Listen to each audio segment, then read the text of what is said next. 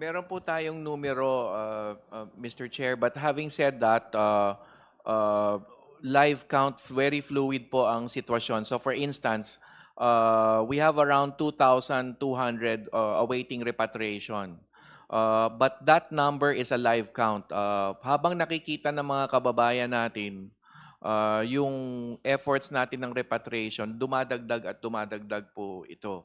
When it comes to financial assistance, we're working on around 3,500 applications more for financial assistance. But again, this is also a live count because as the days unfold, mas nararamdaman ho natin, should I say, yung pinch in terms of yung mga humihinang mga negosyo, mga nagre-reduce ng working hours, and yung mga nagsasabing mga employers na, o sige, mag-leave muna kayo, pause muna tayo. So this is not a definite count, but what we're trying to do right now is to project.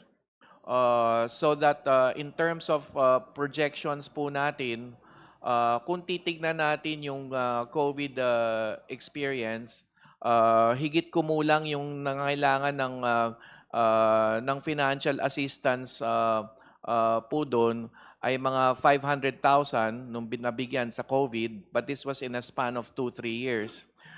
So tayo, we could project in terms of kung sino yung posibleng mga ilangan ngayong taon na ito at kung sino yung posibleng mga ilangan in 2 to 3 years. So I would say mga 200,000 kung pagpapatuloy po ito na financial assistance na maaari natin bigay all throughout the year. As the year progresses and we know more about those who will need the assistance. So, although, pasensya na Mr. Chair, hindi po definite ang figures because a lot of Sir- this will depend on how the conflict will continue or will Si- perhaps cease.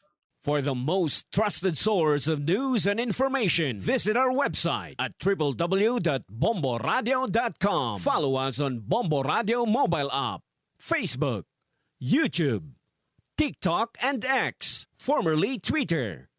Like, share, and stay connected. Anytime, anywhere.